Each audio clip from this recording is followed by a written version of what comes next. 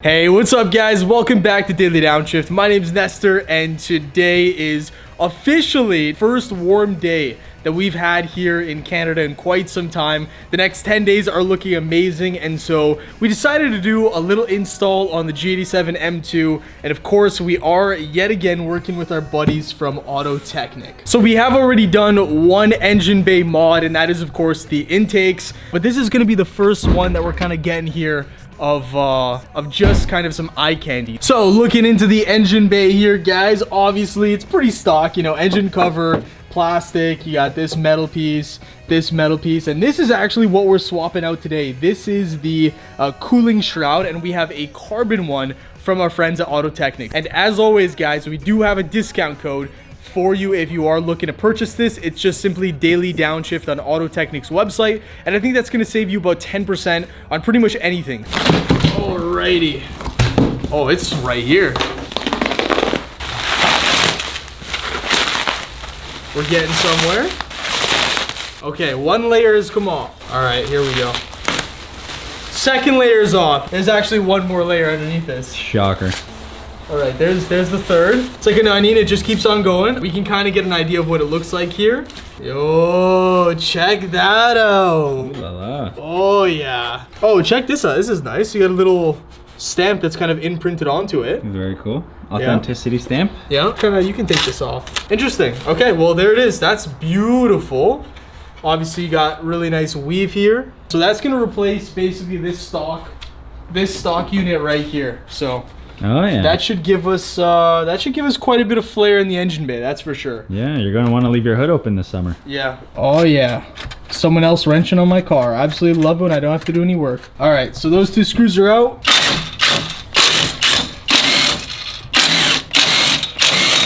Got all these guys. Let's make sure not drop them. You don't want to hear the jingle bells in your engine? No. It's not Christmas. We're getting ready for spring. So we also took this piece off the front because it's being held by these guys here. So we're gonna remove these three, and then I think this should just pop right off. It's pretty tight, eh? Yeah, it's a little tight. And we're also going ahead and taking off these. Yeah, they are on really tight, surprisingly. Gotta crack them loose. It's gonna be a nice addition for sure, and then in the future, if we do some more carbon up here, it'll be a really nice cohesive look. So the screw that was hiding here, we had to actually lift up this plastic and get a really small wrench back here, and there it is. And now this should, yeah, there we go. We got movement now. Turns out this thing will not come out this way like we had hoped. So hopefully we can just loosen these up just enough so we can take this out. If not, we're gonna have to take the whole bumper off, which isn't an issue. I mean, we've done that countless times. Okay, loosen it up. Okay. So obviously we took the bumper off just now. We wanted to do it without it, but instead of this being a 10-minute job, it's about an hour job. So what we just did is we took off T30s, then this thing just came off just by pulling it off. And then this piece underneath is kind of like a two-piece system. And there's these little clips right here. 1, 2, 3, 4. All we did was push forward like that, and it basically came off. So now that we have all this off, as you can see, the final pieces are right here that we have to take off. These are little push pins. So we're just gonna grab a pry tool and take off all 4 of these. That's gonna release this metal piece, and then we can finally pop it off and put on the new one. These are always a little stubborn. Gotta be patient with them. There's 1, there's 2. There we go. And then finally, and it's weird, look, they mark it too. Like Quality it's control. not even, yeah, it's over-engineered like crazy. All right, there we go. All this is off. I think this can just very simply now pop off. Let's see. This wire's in the way, obviously. I want to be careful of that. These guys are out. And there she is. So it looks a lot more bare without this, doesn't it? Take a look. Like you can kind of just see through everything. The sides are uncovered. You got holes everywhere. Oh yeah. I can basically just reach into the engine and grab anything now. Sorry, there's a a tree that's inside. Oh yeah, there's a tree growing inside my car. The one thing I actually want to do, guys, we're gonna go ahead and weigh this. Okay. Because it's actually really heavy. So we're gonna grab the scale. Oh yeah, that's heavy, dude. Yeah, this is like wow, a couple pounds for sure. A couple? You think it's more than a couple pounds? You think it's like 5 pounds? I want to say 4 is my guess. 4 pounds? Yeah. Yeah. Any weight savings on the front end of the car is honestly such a win because it's really difficult to get weight off of the front of the car, obviously, because you have the engine, transmission, and stuff. So there's really not many things you can do. So if we can save like 5 pounds even on this, that's sweet. We're just gonna weigh him and with this afterwards. So go ahead. We can't weigh it separately because it's not gonna show properly. So he is 182 on the dot. Grab this now. We're guessing 4 pounds. Yeah. So it should be 186. Let's see. Wow. Wow, 187.2. So 5.2 pounds. We're really close. Very close. All right, so grab the carbon one now. 182 turns into 182.8. So 0.8 of a pound. So we lost 4 pounds. Yeah. Not bad. We'll take it. Solid. Yeah, that's great. So we got the carbon in. We're just going ahead and throwing these bad boys on. And then one important thing, guys, make sure you're using rubber washers between the screws and the carbon. Otherwise, of course, you know, the carbon is going to get damaged, the clear coat at least. So yeah, we just bought a bunch of different kinds from Home Depot and we're gonna use whatever fits. Got medium length washers for the 2 sides right there. And then we got these large big boy washers, fit one underneath the intake.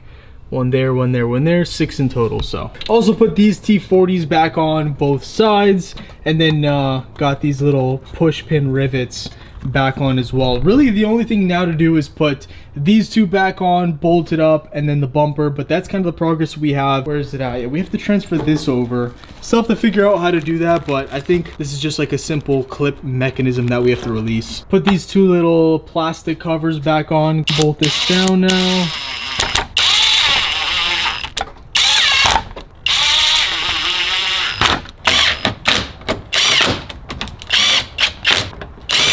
Gonna slap this top piece back on. These just clip into place like this, like that. Cool. All right, that is done. That is basically what the finished product is gonna look like, but it looks good. It finally looks like we're getting some mods in here. We got the carbon here.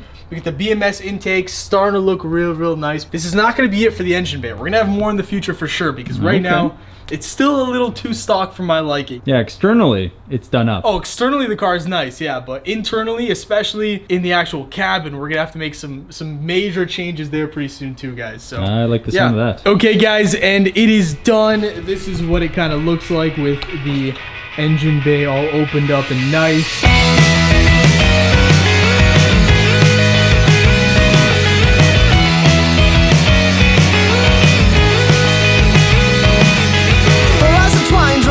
Separate lines, another point to you. A tangled mess of knots I confess, but the intent was there. I swear he set our sights on something that we thought was true. So now we sit and stare across a surface spanning the whole state. 2 feet between and miles apart. No one's the speed band here all weekend, so we haven't got a clue. Like we mentioned before, you know, we got the intakes now. We got this beautiful carbon fiber, matches a lot of the other carbon we have on the front end of the car. But you know, it's definitely still missing something. I think an engine cover or some kind of brace would definitely make this like a lot more eye-popping, I should say. But yeah, overall this is a really beautiful product. Big shout out to AutoTecknic.